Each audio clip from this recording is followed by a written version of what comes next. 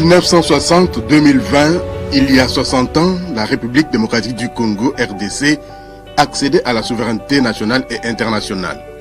Une indépendance politique, certes, mais elle devrait l'être aussi dans d'autres secteurs, dont celui de l'environnement.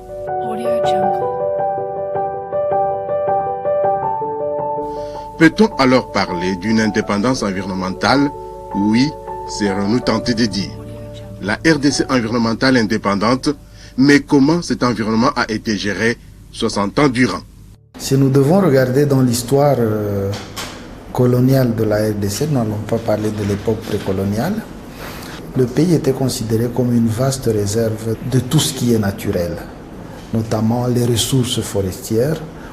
On exploitait beaucoup les ressources de la forêt. Je voudrais rappeler ici le caoutchouc, qui a été déterminant pendant la Grande Guerre.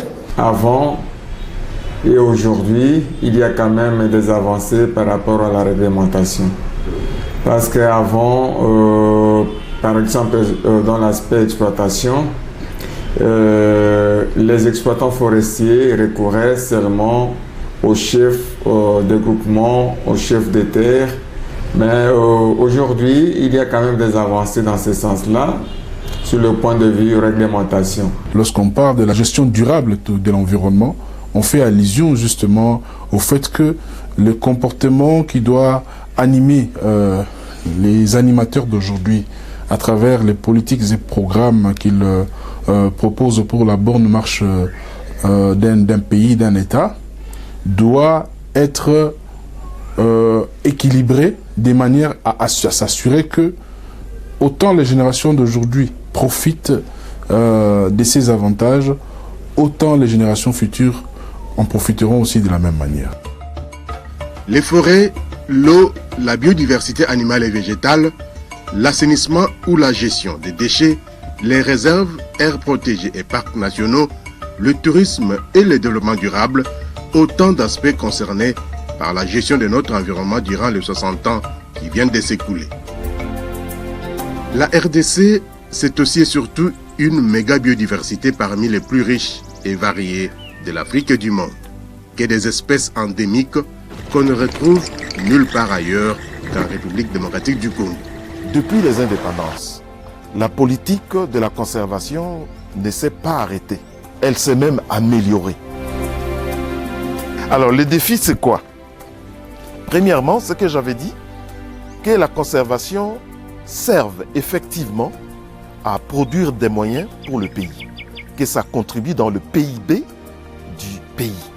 Ça, c'est le premier défi. Le deuxième défi, pour qu'on y arrive, puisque nous avons quand même des moyens, les moyens nous viennent de la communauté internationale. Pourquoi? Puisque ce que nous, comme je venais de dire, des atouts, ce que nous disposons, est le plus souvent dit patrimoine de l'humanité. Ainsi, 5 des aires protégées de la RDC sont patrimoine de l'humanité, classés par l'UNESCO. Alors, mais pourquoi? Puisqu'on estime que les richesses qui y sont peuvent servir au monde entier. Et à cause de ces faits, la communauté internationale participe dans la conservation de nos aires protégées, sachant la faiblesse de nos problèmes. Alors, mais le problème qui est là, le défi, c'est la gouvernance. C'est savoir gérer ce qui nous arrive, qui n'est pas très grand par rapport à ce que les autres engrangent, mais ce qui nous arrive, que ça soit bien géré. Le troisième défi, c'est savoir justement engranger les moyens qui existent. Il y a de l'argent pour la conservation. Des organisations qui savent faire des spéculations disent 50 milliards de dollars que l'on peut avoir dans le domaine de la conservation. Et nous avons les atouts pour pouvoir les avoir. Mais le problème, c'est que nous ne savons pas les chercher. Et là, le défi, c'est la formation. C'est les ressources humaines. Avoir les personnes qui savent monter les projets pour pouvoir cueillir la manne qui existe et qui circule. D'autres pays savent le faire et ils le font au leur profit. Mais que faire alors pour améliorer la gestion des aires protégées du pays? Cela devrait passer par l'amélioration de la gouvernance, l'organisation de l'écotourisme et une demande intelligente de l'aide internationale. Il faut que ces aires protégées soient gérés de manière scientifique. De manière scientifique, c'est que, je dirais même de manière entrepreneuriale, un peu comme des entreprises, c'est-à-dire disposer d'un plan d'aménagement et de gestion. Et ces plans d'aménagement et de gestion qui habituellement s'articulent sur 5 ou 10 ans, on y connaît qu'est-ce qu'on doit faire et quels sont les moyens dont on a besoin. Et avec ces documents, on peut chercher les moyens et continuer à gérer. De ces documents, on peut y faire découler chaque année un plan de travail annuel. Et pour que tout cela puisse se faire, il faut que les conservateurs soient au centre de la chose, et dans la conception du plan d'aménagement et dans la gestion effective. C'est par cette voie que des interventions de l'assistance internationale passent. Pour que la Banque mondiale, par exemple, accepte de financer une aire protégée, il faut qu'elle constate que cette aire protégée a un outil de gestion. L'après 2015 a marqué le passage des objectifs du millénaire pour le développement OMD vers les objectifs de développement durable ODD, dont la réalisation pose problème. Par rapport aux grands principes qui ont été adoptés au niveau international, il veut que lorsqu'on parle du développement durable, on puisse prendre 3 dimensions capitales. C'est la dimension sociale, la dimension économique et la dimension environnementale dans toutes les politiques qui sont adoptées, de manière à ce qu'il y ait un équilibre entre les 3 dimensions pour inciter à une gestion beaucoup plus rationnelle de ce qu'on peut considérer comme ressources naturelles dans un pays ou de ce qu'on peut considérer comme toute initiative de développement ayant un rapport avec la nature. Si vous vous situez dans le contexte des objectifs de développement durable de la première génération, c'est-à-dire de 2000 à 2015, les bilans de la RDC dans ses efforts justement d'impulser une sorte de transition sociale pour lutter contre la pauvreté, lutter contre la mortalité infantile et améliorer les conditions sociales ou sanitaires de manière générale, on peut considérer que les bilans généraux est un bilan très mitigé. Parce que jusqu'à l'aube de 2015, nous étions en train de nous débattre justement pour mettre en place des réformes conséquentes qui devaient justement servir des leviers pour pouvoir encourager cette transition sociale dans le cadre de la mise en œuvre des OMD. Le PNUD a été pour beaucoup dans l'accompagnement de la RDC dans la mise en œuvre des ODD, mais les bilans étaient très mitigés. Et nous avons été justement surpris par 2015, la date butoir justement de la fin de ces OMD. Il y a eu des initiatives que je peux dire des balbutiements, mais qui n'ont pas abouti à des programmes concrets, de sorte qu'on puisse dire aujourd'hui qu'il y a eu un bilan positif à escompter. Donc, des efforts ont été fournis pour justement permettre à ce que on puisse mettre en place un levier qui puisse booster cette transition sociale, mais ces efforts n'ont pas donné grand-chose. Le pays a toujours la main tendue, car les financements pour réaliser les ODD devraient venir de l'extérieur du pays. Faites le bilan, on n'est nulle part. On n'a pas beaucoup bougé par rapport au moment où on a mis en place les ODD. On était dans une dynamique où, lorsqu'on est... Et même les plans, les programmes qu'on conçoit pour réaliser les ODD, on attend beaucoup plus de financements extérieurs pour pouvoir les réaliser. Ce qui fait que lorsqu'il y a un blocage dans les financements venant de l'extérieur, nous ratons le coche. Aujourd'hui, avec toute la crise monétaire liée au Covid-19, on ne peut plus espérer beaucoup du financement extérieur.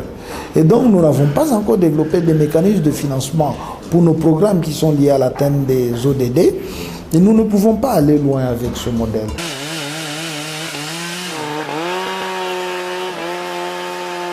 Par ailleurs, certains observateurs pensent que des progrès ont été réalisés, mais les chemins à parcourir restent encore longs et pénibles, car 2030, c'est déjà demain. Nous sommes quand même parvenus à avoir un document harmonisé des différentes politiques et programmes pilotés par la RDC. Mais une chose, c'est avoir ce document qui est validé et donc qui met d'accord tous les secteurs qui participent à la mise en œuvre des ODD.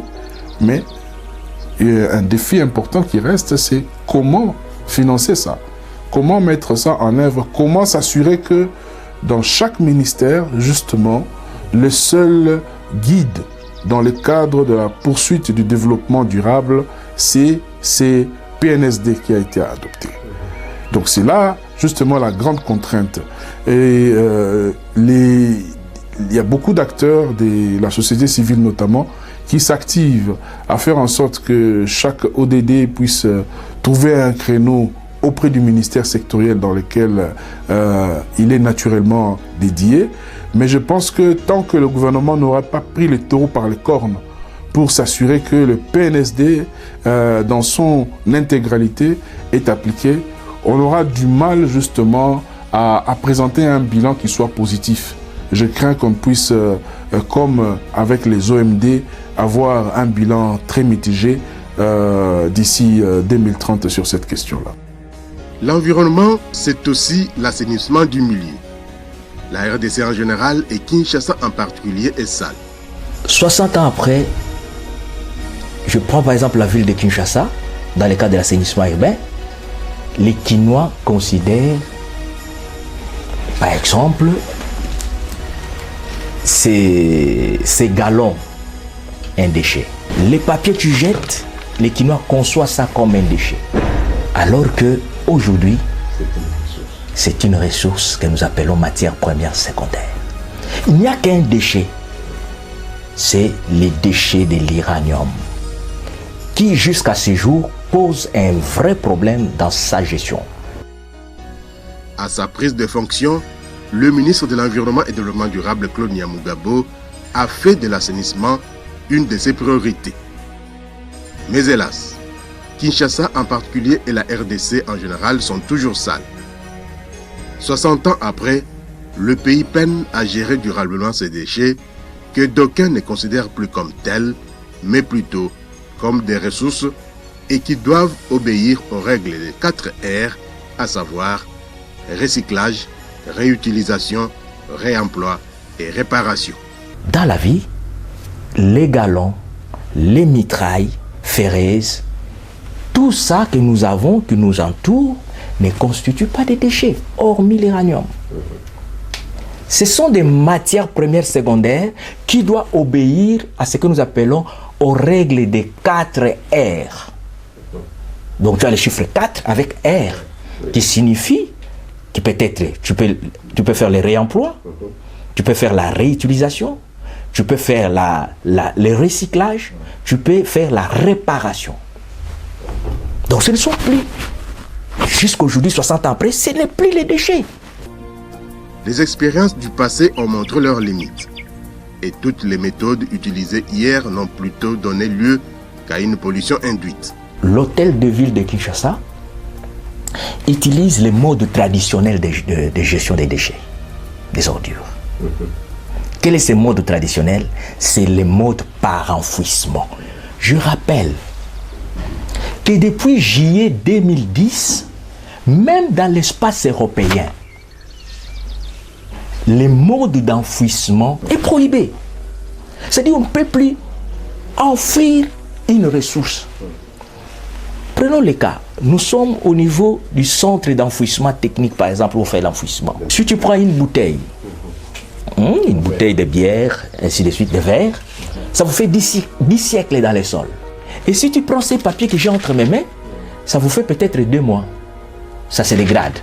C'est vraiment anormal, même on n'est pas scientifique, de gérer au même endroit ce que vous appelez les déchets qui doivent faire 1000 ans avec des déchets qui doivent faire 2 mois.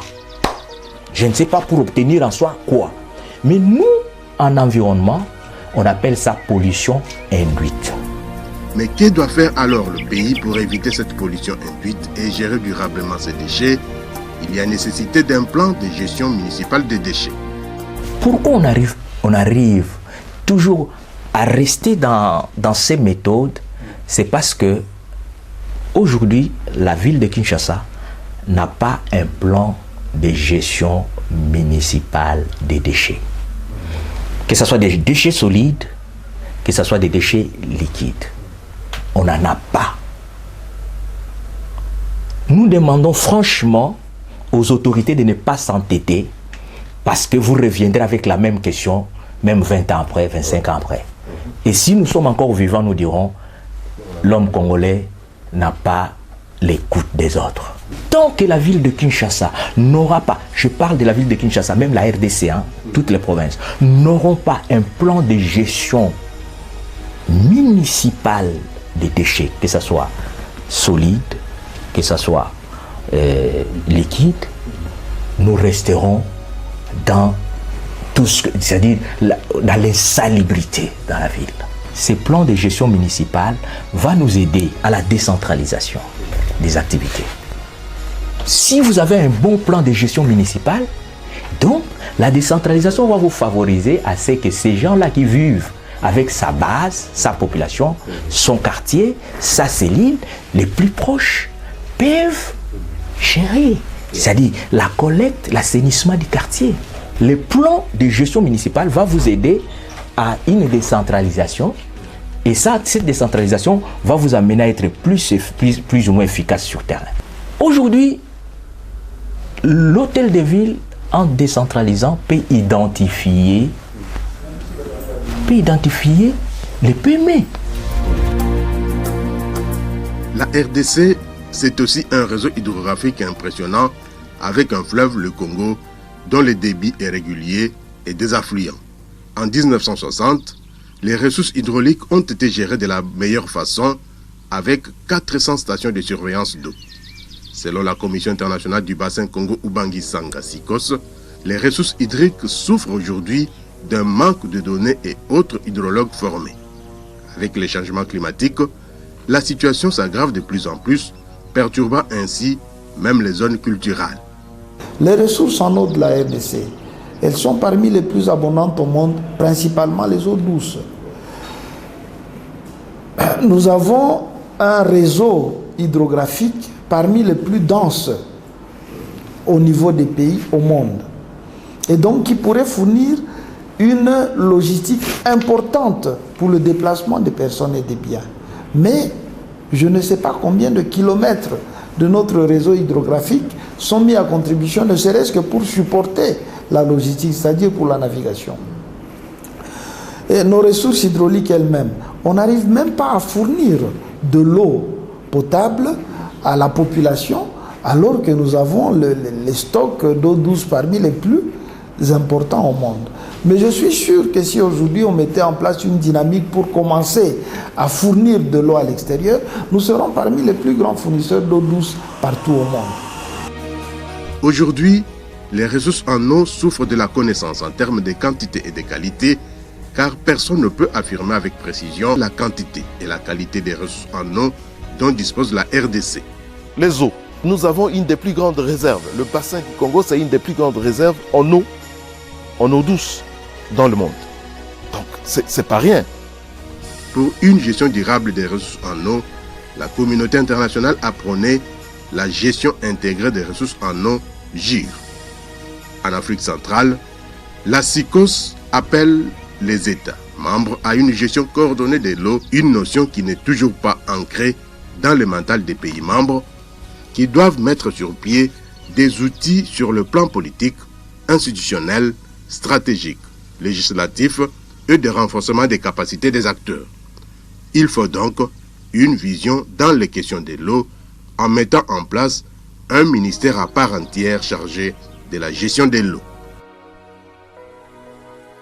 Pour les 10, 20, 30 voire 40 prochaines années, lorsque la RDC va célébrer son centenaire sur la gestion environnementale, les projections sont peut-être difficiles à établir et ce, sur tous les plans. Pour les 10, 20, 30, 40 ans qui viennent, c'est d'améliorer la gestion.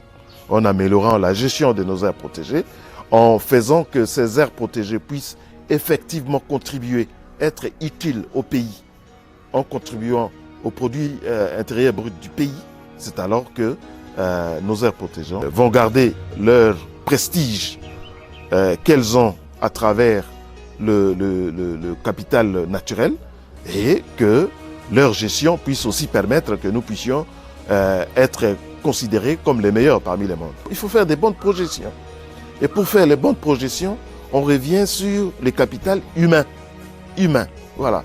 Il faut que nous ayons des personnes qui gèrent et de manière effective ces aires protégées. La gestion que nous avons actuellement, elle s'améliore, il faut le dire, puisque il y a 10 ans, ce n'était pas comme cela. Il y a 20 ans, ce n'était pas comme cela. Actuellement, nous sommes capables de faire face à la communauté internationale et d'engranger des financements importants. Mais comme je l'ai dit avant aussi, il ne suffit pas d'avoir les moyens, il faut savoir les gérer. Et il faut que ça profite à quoi ces moyens sont destinés. Et c'est ce que nous devons, la bataille que nous avons à faire. 60 ans après, l'assainissement comme la gestion forestière est gérée par des politiques et des vrais technocrates. Et si c'est 40 années qui nous restent avant la centenaire, lorsqu'on a 100 ans, on commence à mourir. Le pays, évidemment, il a une durée de vie beaucoup plus longue, mais quand même 100 ans, c'est un moment clé. Si on n'est pas arrivé à décoller à 100 ans de l'indépendance, je pense qu'il faut mettre la croix sur le développement dans ce pays. Donc si nous ne mettons pas les 40 ans qui viennent à développer une économie introvertie, des modèles économiques basés sur la valorisation nationale de nos ressources naturelles, nous aurons manqué le train encore pour les 40 prochaines années. Aux 60 ans, on n'a plus le droit à l'erreur. Le président l'a dit d'une certaine manière dans son discours et je crois que tous les Congolais sont d'accord avec lui.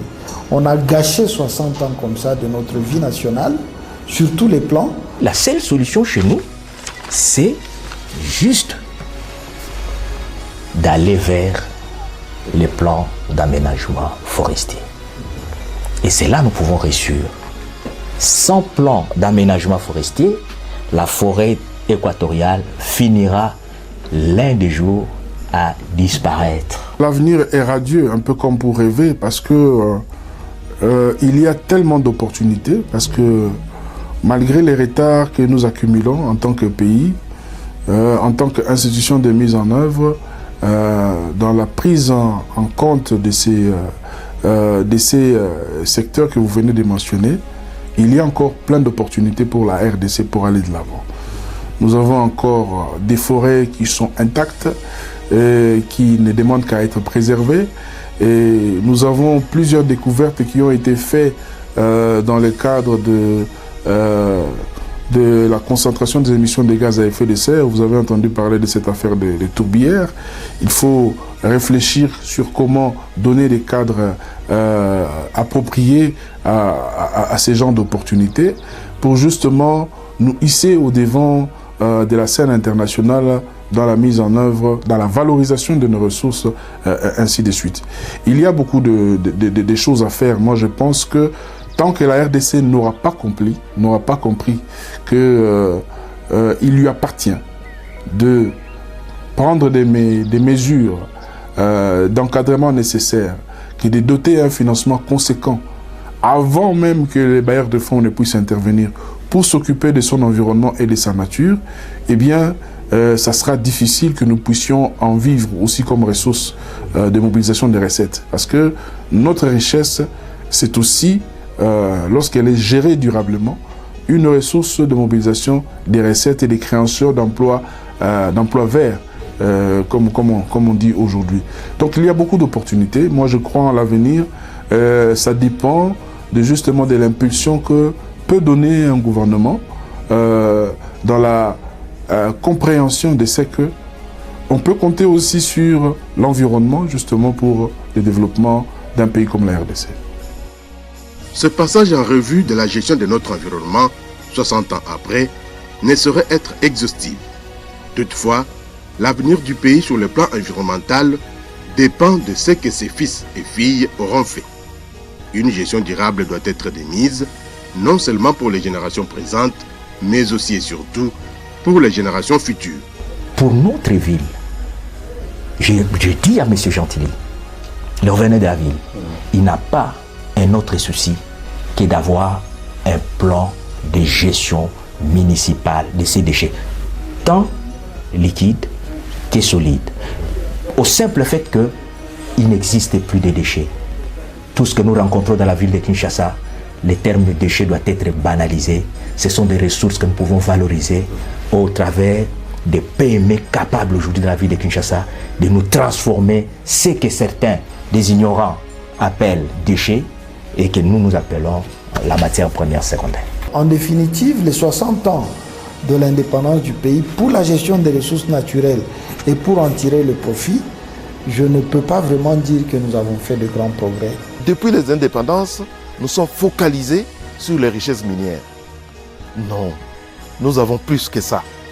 Les richesses naturelles dans notre pays, c'est ce que nous avons de meilleur. C'est vrai que nous avons une diversité de matières minérales, mais nous en avons encore plus sur le plan naturel, sur le plan de la biodiversité.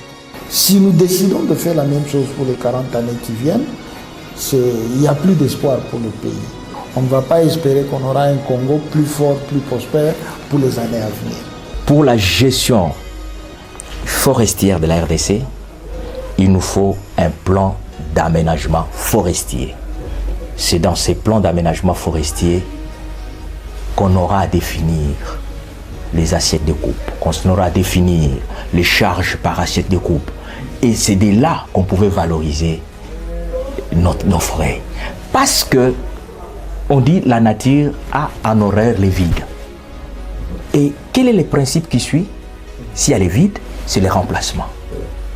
Si aujourd'hui il y a un problème d'attribution, nous disons que le plan d'aménagement forestier peut nous aider à nous dire aujourd'hui qui doit édicter les normes, qui doit reboiser, qui doit surveiller les reboisements, qui va sensibiliser la base, sensibiliser la population.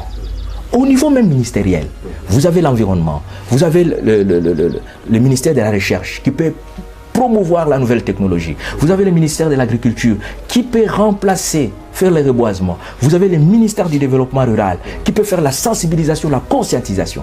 Ça, c'est grâce à la mise en place d'un plan.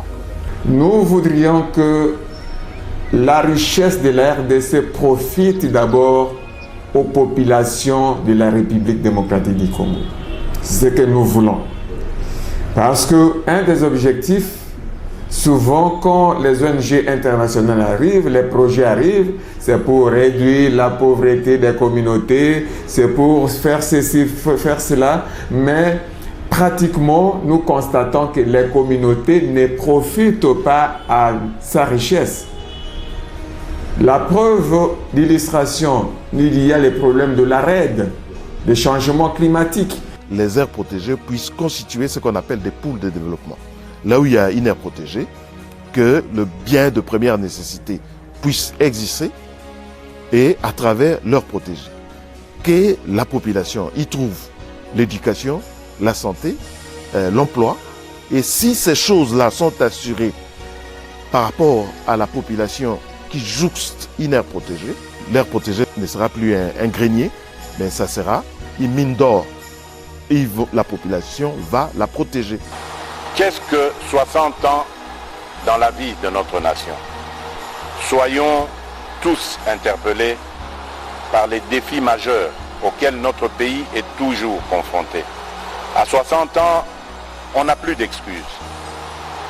À 60 ans, on ne commet plus les mêmes erreurs. À 60 ans, on sort des discours creux et répétitifs et on prêche la sagesse et la droiture par l'exemple. À 60 ans, on pense à l'héritage et aux valeurs à léguer aux générations futures. C'est ça, le développement durable.